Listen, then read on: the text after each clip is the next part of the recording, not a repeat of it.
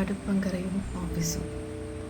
இந்த தலைப்பு எனக்கு சமீப காலத்தில் ஒரு ஸ்பீச் ஒன்று கேட்டேன். அதில் கேட்கும்பொழுது எனக்கு இந்த லைன் எனக்கு ரொம்ப பிடிச்சிருந்துச்சு. கோபிநாத் அவர் பேசினார். அப்போது ஒருத்தர் இந்த டைட்டில் அவங்களுக்கு சொன்னாங்க, அடுப்பங்கரையும் ஆஃபீஸும். இவ்வளோ தான் நம்ம ஆஃபீஸில் போய் வேலை பார்த்தாலும், ஆனால் அடுப்பங்கரைங்கிறது ஒரு வாழ்வின் பெரிய அங்கமாகவே இருக்குது நம்மக்கிட்ட. நான் ஒரு குடும்பம் தான். அடுப்பங்கரையும் ஆஃபீஸ்னால் என்னுடைய அடுப்பங்கரையிலே தான் என்னுடைய ஆஃபீஸ் செட்டப்பும் போட்டிருக்கேன். ஏன் அப்படின்னா, எல்லாத்தையும் மேனேஜ் பண்ண முடியுங்கிறதுக்காக. ஏன்னா இந்த பொறுப்பையும் யார்ட்டையும் கொடுக்க முடியல, அண்ட் யாரும் பண்ணவும் மாட்டாங்க. அதனால் அடுத்தையும் சேர்த்து எடுத்துட்டேன், வேறு வழி கிடையாது. கொஞ்சம் போச்சுன்னா கொஞ்சம் வேலைக்கு வேணால் ஆள் வைக்கலாமே தவிர, அதோடைய நம்ம பொறுப்புகள்லேருந்து விடுதலையோ அல்லது மாற்றமோ கண்டிப்பாக கிடைக்க போகிறதில்ல. நாம் ஏதோ ஒரு விஷயத்தை சாதிக்கணும் அப்படின்னு நினைக்கணும்னா அதுக்கான முயற்சியும் நம்ம தான் எடுக்கணும். ஸோ அந்த முயற்சி எடுக்கும்போது கொஞ்சம் பேர்டன் அதிகமாக இருக்கும், கொஞ்சம் கஷ்டம், கவலை எல்லாமே இருக்கும். But be positive, always be positive. அது இம்பார்ட்டண்ட். நமக்கு பாசிட்டிவ் ஆட்டிடியூட் இல்லைன்னா டெஃபினட்டாக நம்ம நினச்ச விஷயத்தை கண்டிப்பாக அச்சீவ் பண்ண முடியாது.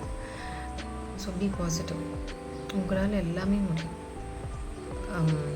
தயவுசெய்து வீட்டில் சும்மா இருக்காதீங்க.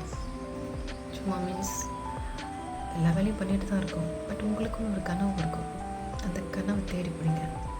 நடுவில் விட்டு போயிடுச்சுன்னா கூட, விட்டு போயிருந்ததுன்னா கூட, ஏதோ ஒரு சூழ்நிலையில் தட்டி போயிருந்தது, விட்டுட்டேன் அப்படின்னு இருந்தால் கூட அதை எப்படியாவது திருப்பியும் கண்டினியூ பண்ணுறதுக்கு முயற்சி பண்ணுங்கள். சின்ன சின்ன விஷயத்தை பண்ணி ஃபினான்ஷியலாக உங்கள் கையில் ஒரு ஸ்டேபிளாக இருக்கிறதுக்கு என்ன பண்ண முடியுமோ அதை கண்டிப்பாக பண்ணுங்கள். அது ரொம்ப ரொம்ப முக்கியம்.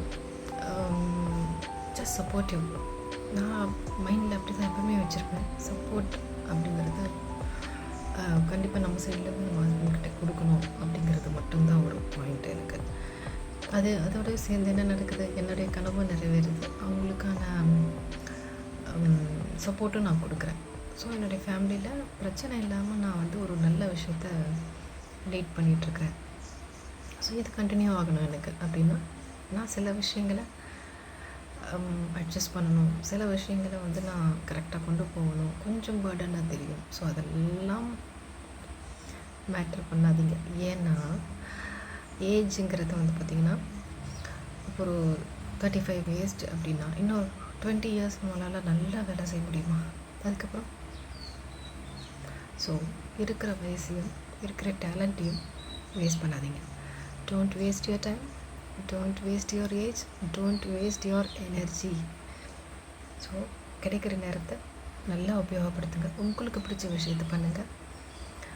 வாழ்க்கையில் எப்பவுமே சந்தோஷமாக இருக்க, சோர்வடையாதீங்க, சோர்வாகாதீங்க, நல்லா சாப்பிடுங்க, ஹெல்த்தியாக சாப்பிடுங்க.